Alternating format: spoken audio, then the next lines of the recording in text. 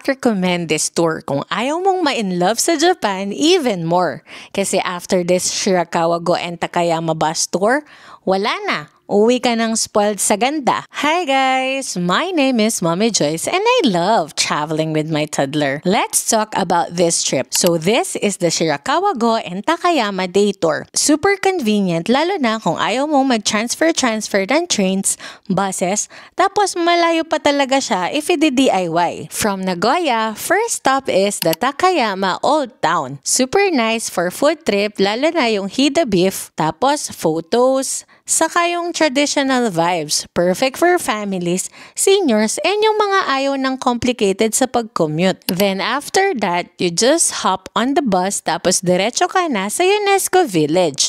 Yung famous gassho-style houses na parang sa storybook. Ito yung nagustuhan ko sa trip namin.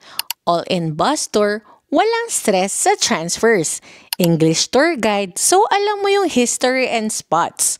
Enough free time for photos, food, and strolling. Perfect for any season. Safe and comfortable. Best option kung may kids or seniors. Sobrang thankful ako sa tour na to kasi instead of stressing out about routes and tickets, I actually enjoyed.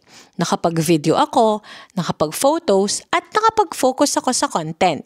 It really made the whole experience calmer and smoother. So ayun, I do not recommend this tour kung ayaw mong ma-addict sa Japan.